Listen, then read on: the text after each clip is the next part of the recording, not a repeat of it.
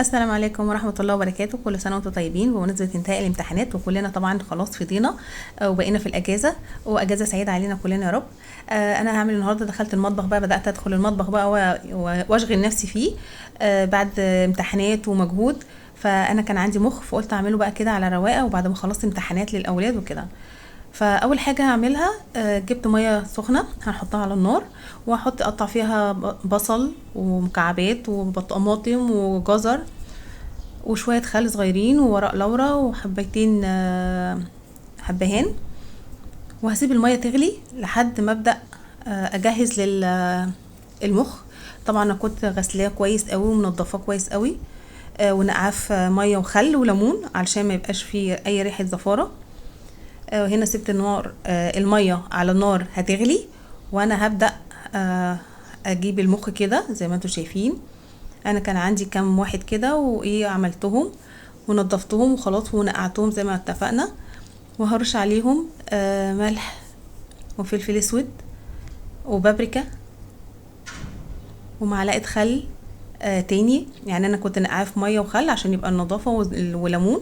دلوقتي بقى عشان ما يبقاش ريحته زفره او فيه زفاره، فهنقعهم شويه في الملح والفلفل دوت، وهسيبهم 10 دقايق كده مع بعض لحد ما المخ يشرب من التتبيله دي، يبقى مملح.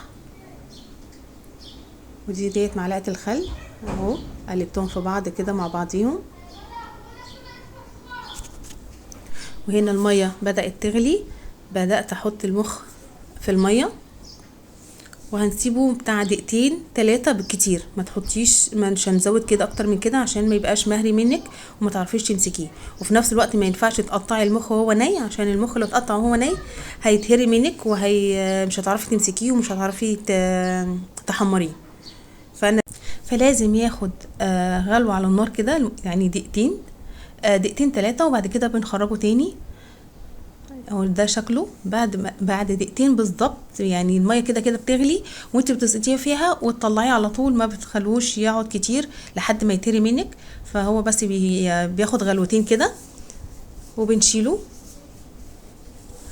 وهبدا اقطعه اهو. شايفوا بالراحه ازاي؟ يعني ايديا، ولازم السكينه تكون حاميه جدا عشان ما تهريش المخ معاكي وانت بتقطعيه.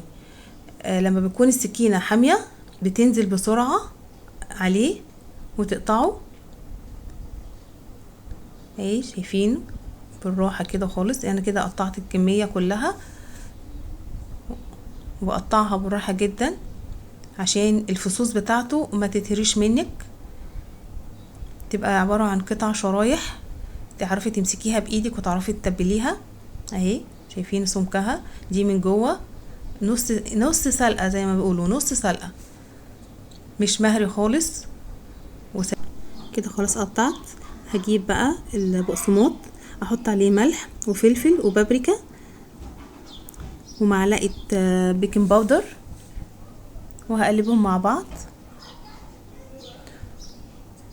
وهجيب البيض وهنقلبه، نضرب بيضتين في شويه لبن مع ملح وفلفل. طبعا احنا بنحط الملح والفلفل حاجات بسيطه قوي عشان ما يبقاش كله ملح وفلفل فيبقى حادق معاكي، لا. فانتي كده بالنظر كده بعينيكي انتي بتشوفي انتي بتحطي كميه الملح قد ايه. هنا بقيت احط المخ في البيض، وبعد كده اطلعه في البقسماط وبحطه في الطبق. هنا انا حطيت بيكنج باودر عشان يبقى هش ومقرمش، يبقى مقرمش من بره وطري من جوه. هنا بعمل كده بالراحه. انا بتعامل مع المخ يا جماعه، يعني بص، يعني حاجه كده رقيقه جدا عشان مش عايزاه يتقطع مني او يتهري مني. كده اخلص الكميه وارجع لكم نبدا عشان نحمره في الزيت. هنا خلاص خلصت الكميه. هجيب طاسه فيها زيت، والزيت ما يكونش سخن، الزيت يكون دافي علشان ما يتحمرش منك بسرعه من بره ويبقى في دم من جوه. فانتي الزيت يكون دافي، وهتبداي تحطي المخ فيه، فهو هيسخن مع وهو بيسخن هيكون بيسوي المخ من جوه. هنا كده خلاص حمرته، شايفين شكله بعد التحمير. البيكنج باودر بتخليه منفوخ وهش قوي وناشف يعني مقرمش من بره وشكله حلو قوي.